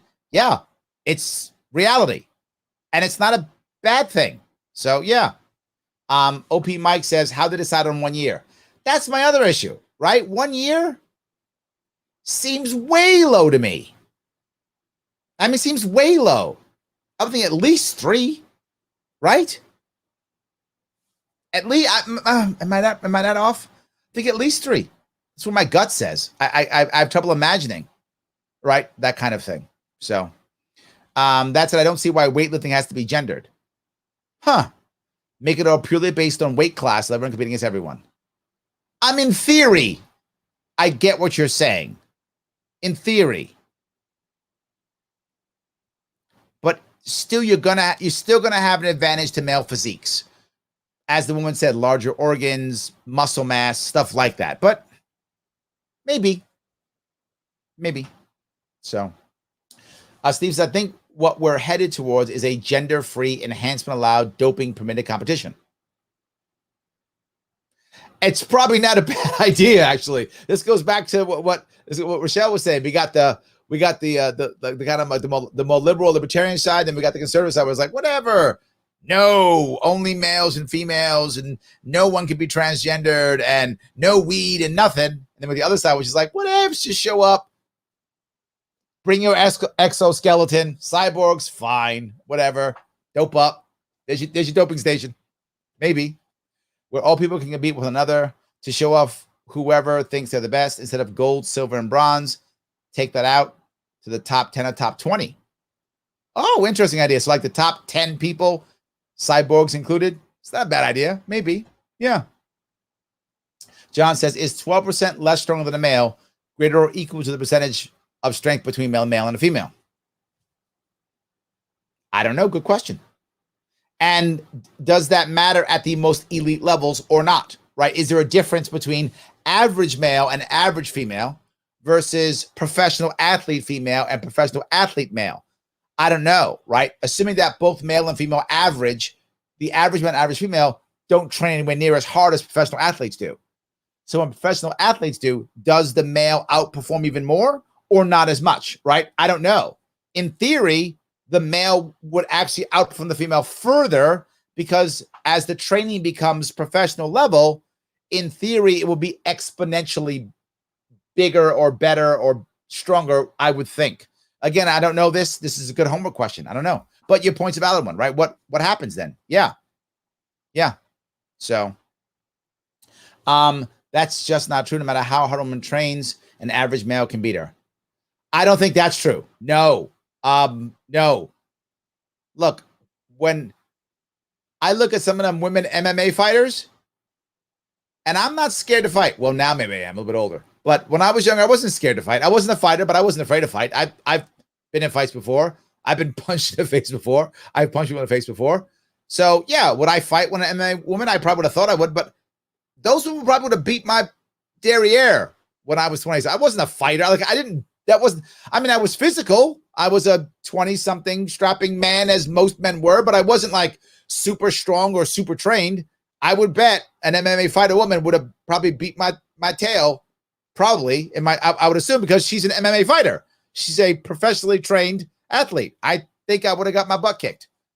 Maybe I'm wrong. Maybe I don't know. Are they that bad? I've seen them. I think they would tear me up, right? I might have given them a little bit, but I don't think I'm winning.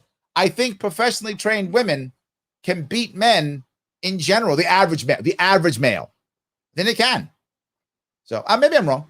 That's what my gut says, though. So, all right. Let's see. Will the Conservative Olympics have the Star Trek fight theme during a competition? Oh, I hope so. That'd be awesome. Yes, I like that. That's a good one. Yes. And Brian says, just don't wear a red shirt because, the red shirt guys die. Yes. Thank you, guys. You Star Trek geeks. All right. I do want to bring up one more piece, though. And this is the woman, was it Gwen Berry, who at the Olympics turned her back on the flag and put that shirt on her head. And I'm torn on this one, too. Like all of this Olympic stuff has messed me up. I don't have the straight up answer to a lot of this stuff. This was a tough one for me. I brought it up on purpose because I thought it was important to kind of talk about all of these. Hammer thrower Gwen Berry sparking furious uproar for turning her back on the American flag during a medal ceremony at the U.S. track and field trials. She then covered her head with a T-shirt that said "activist athlete." Berry claims organizers should have played it before she got on the podium, and that yeah, that was a tough one right there. Should have done it before they got on the podium. She was the victim of a setup. She says the anthem does not speak for her and that she represents people killed by systemic racism. And Berry is defiant and is refusing to back away from what she did, and the White House is backing the athlete. But I know he's incredibly proud to be. Now, there's a couple things here, right? The thing that, am I against necessarily a protest at the Olympics? I'm not. And you may think, what, Larry, you're a Marine. You're going to be this gung-ho flag-waving guy. And there's always going to be a part of me that's that. I am a Marine, and some of you libertarians get mad at me. I know, well, how can you ever be that? It's still in me. I still have a tattoo, USMC tattoo. I'm branded. I still have some of that in me. I'm never going to lose that part of me. I still have that. But, you know, I remember the stories of the guys in 68 who, put their fist in the air. People went nuts. But putting your fist there, they had a black glove and they put a fist in the air, right? Putting your fist in the air with a black glove, in my view, and I know this is subjective, in my view, is a fine protest. You're not turning your back on the flag. You're not putting something over your head in shame. You're putting your fist up and saying black solidarity in a time when black people were at one of their lowest in modern history, right? King's getting shot, Malcolm X getting shot, right? It's a bad time. I got it. I'm not mad at them. I'm a little annoyed. I am.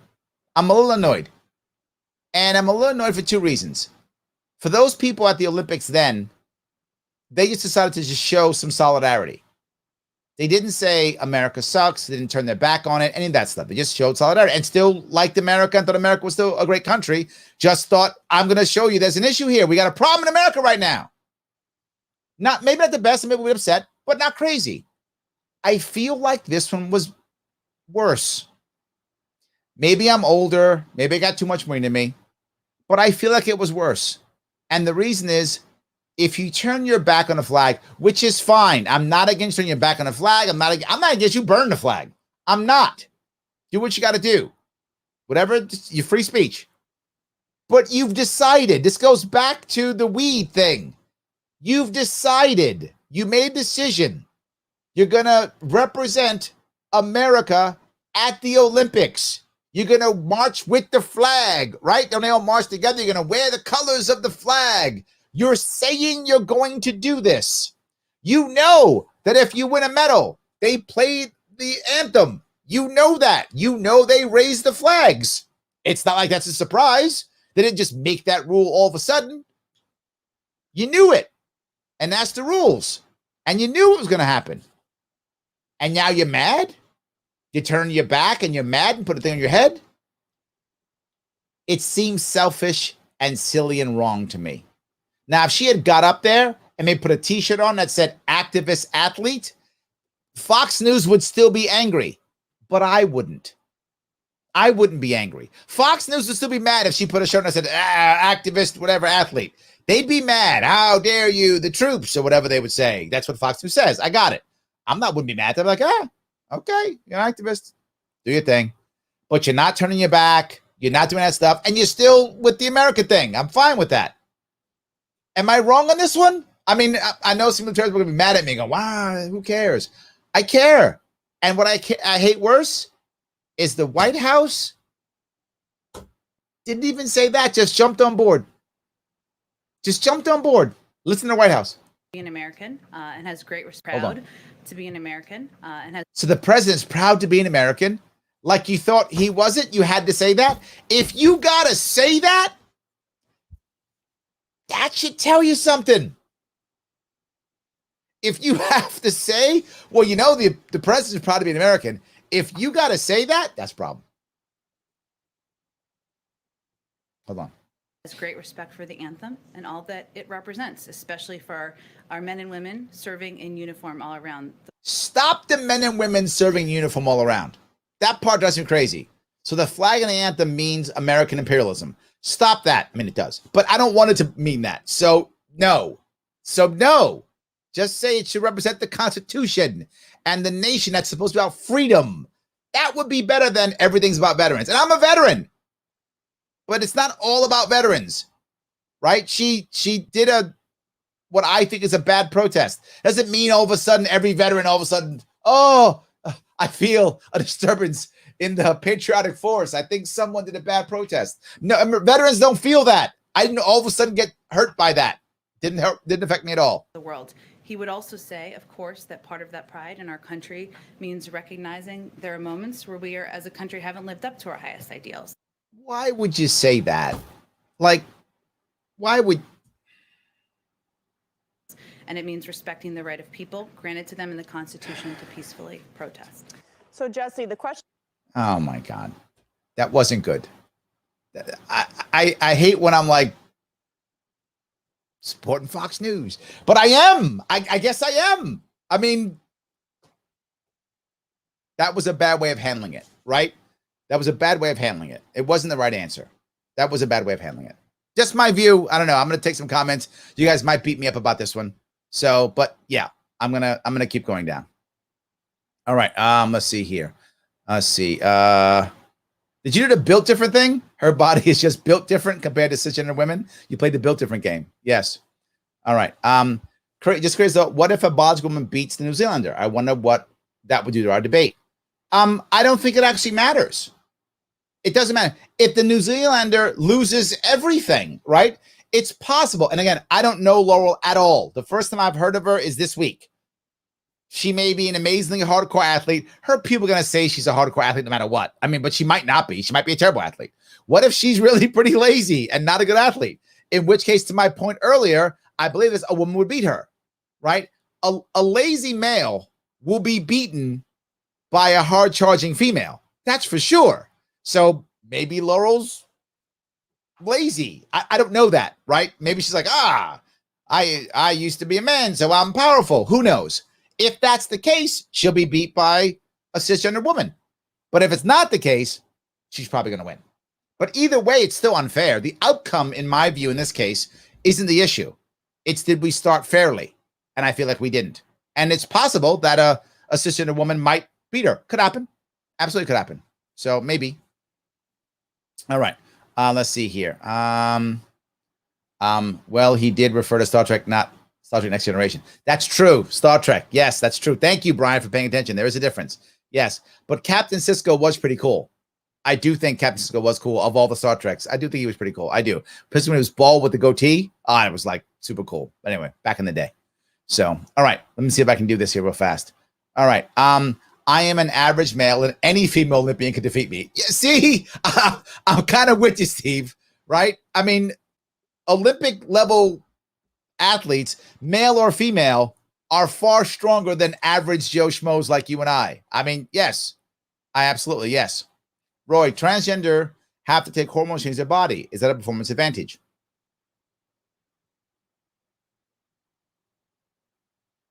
It's a good question, right? Does that take away pain as, say, cocaine would or something like that? Or heroin would? It's a good question. I actually don't know that answer. That's a good one. Yes. Yes. So, Brandon, what are you saying? Larry, deep down, you know it was just for blacks to fight in World War II.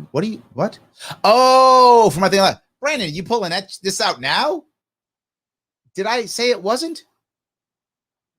I didn't say it wasn't just for blacks to fight in World War II. I didn't say they weren't. I didn't say, I don't know why people go that route. I never said. Last night I had a discussion on World War II and things like that with Dylan Burns. If you want to watch it, you can watch it. It's on my YouTube page, Sharpe Way. Only Sharpe Way products. It's on that if you want to. I think. Is it? No, it's on both. So yeah, I never said that. He asked me two separate questions, and I asked him, what were you asking? He said, was it a good thing for America to fight in World War II? I said yes. Then he said something different. He goes, what if it was you? If you were a congressman in 1941, would you have voted for war? And I said, and I remember that, am I a black man in 1941 and I'm in Congress? And then he went, yeah. And then I said, no, I wouldn't vote for it. If I was I don't know how being, were there any black men in Congress in 1941? I don't know if there were, but if there were any black men in Congress in 1941, in 1941, if I was a black man in Congress, would I have voted to go to war against Germany? That was his question. Would you have voted for or supported a declaration of war against Germany in World War II? Was his specific question. You can check it if you want to. It's still there.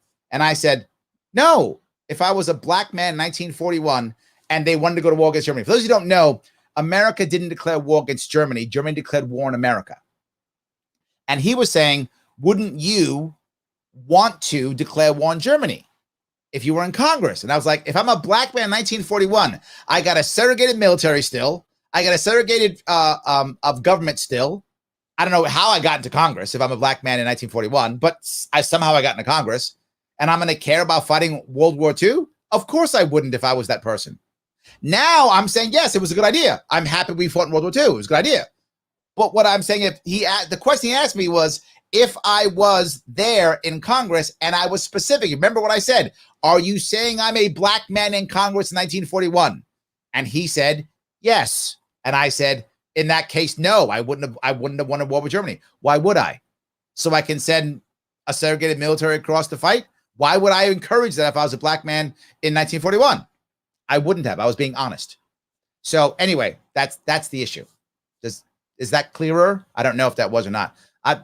Brendan, please in the future, if you bring these questions, I don't mind, but the rest of the audience doesn't know the context. If you could talk about the context and say from your conversation last night or something like that, so that if you want to go off topic, I don't mind going off topic, but the rest of the audience can understand it. Thank you. I hope I answered your question at least. So yes. All right. Let's see if I can go down here. Let's see here. Nate says, have you seen the average lately? I don't know what the average is. It seems that the average is not in great shape, is what I would think. I think that's true. Yeah, average males between a Nintendo Wii. That's actually funny too. Yes. That chick pissed me off. Competing for your country's an honor. It bothered me too. It did. It bothered me too. I agree. It did. It bothered me. Yes.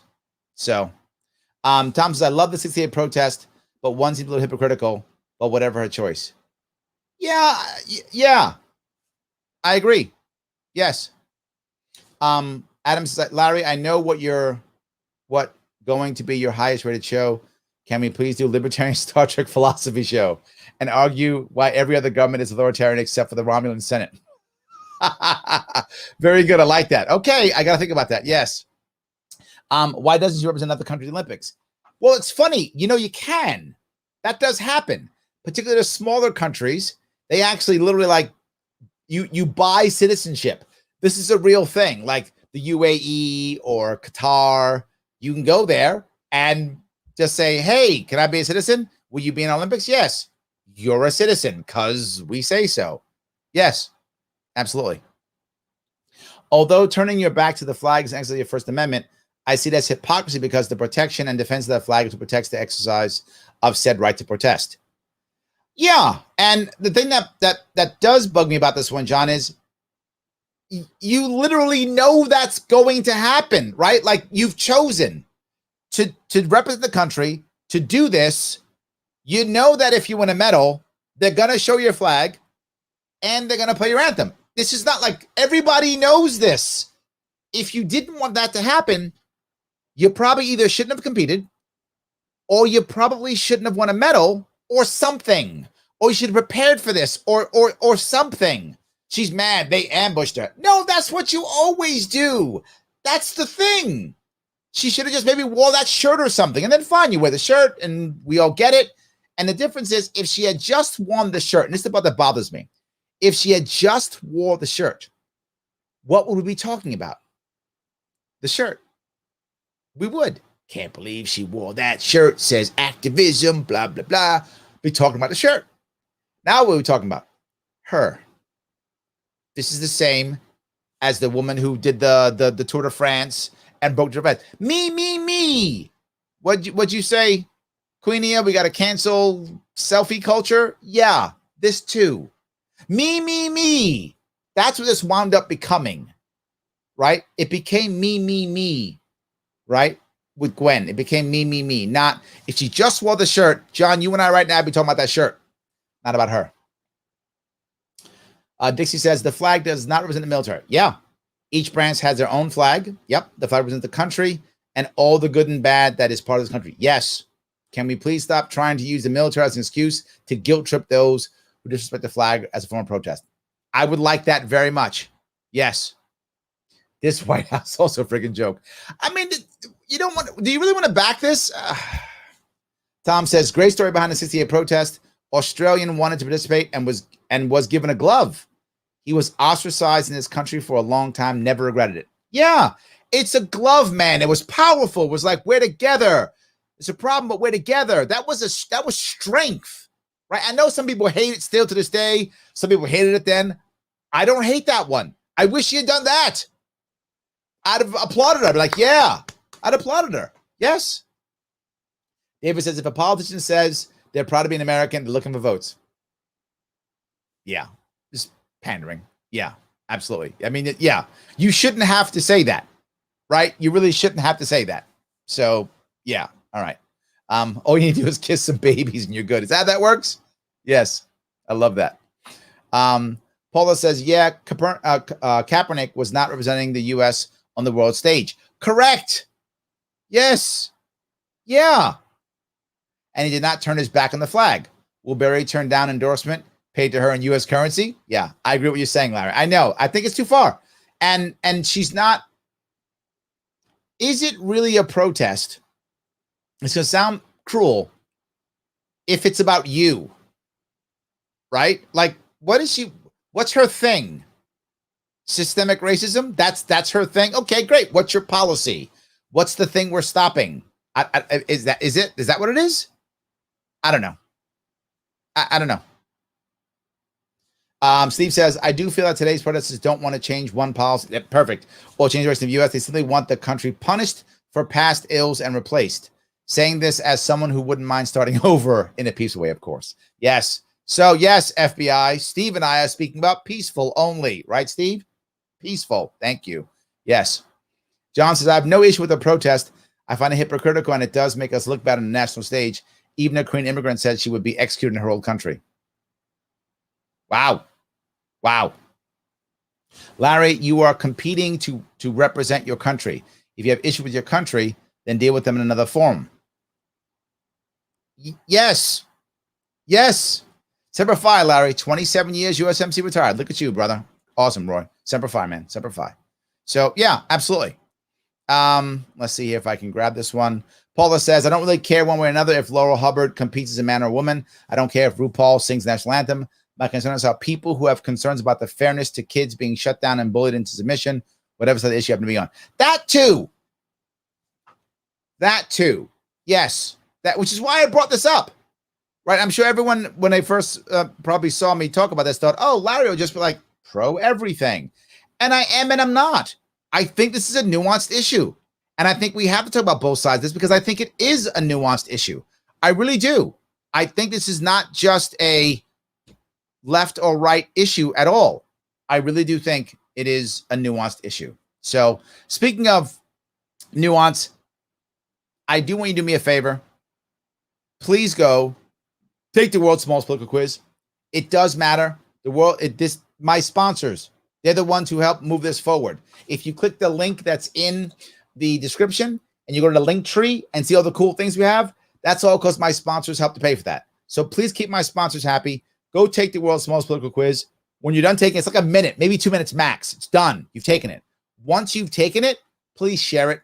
It does matter. It makes my sponsors happy. Please do it. And of course, always like, comment, share. If this was an interesting conversation for you, if you thought it was interesting, you saw some cool things you want to talk about, share it, comment, like it. It does matter. And of course, always subscribe to the things. Subscribe to my YouTube, Sharpeway YouTube. Subscribe to my Sharpeway Twitter and subscribe to my Sharpeway Facebook page. Please subscribe to all those pages. It does matter, please. And lastly, if you got some cash and you like what I'm doing, you want me to keep doing it? Great.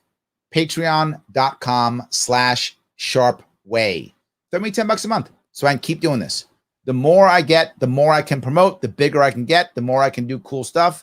And I'm going to start doing more cool stuff, as you can see, again and again and again. And I'd like you to keep helping me out if you can. I appreciate it. So, yeah. So let me grab a couple of these. So Dixie says, wait, why do you think Barry knew she would be facing the flag if she meddled? And now too bad she broke the rule, but the weed smoker of the rule gets a pass. Explain it's double standard, please. So, yeah. It's not double standard. I was saying that both are tough. I was saying both are tough, right? As I agreed that, if you remember, I agreed that, Sha'Carri, she knew what the rules were. I'm agreeing with you. All I'm saying is I feel like maybe we can make an exception. Why? Because her mom died. That's why. Now, do we have to? No, we don't. Do I think we should? Yeah, Dixie, I do. I think we should make it something for Sha'Carri because her mom died. She's 21. Her team did not support her as they should have and said, don't do this. There's another way of doing it. I feel like we can make an exception for her. Do I think Barry's mom died? That I know she didn't. She's just mad about stuff, which is fine, but athletes get mad about stuff. And not just that. Do I think Sha'Carri planned this? No, not at all. She didn't know her mom was going to die. She didn't see any of it. This was thrown at her. Barry knew this was going to happen. Literally. Every aspect of it. She knew she'd probably medal. She knew all those things. She was fighting the medal. She was going to happen. She knew everything literally years in advance. I don't think Sha'Carri knew her mom was going to die.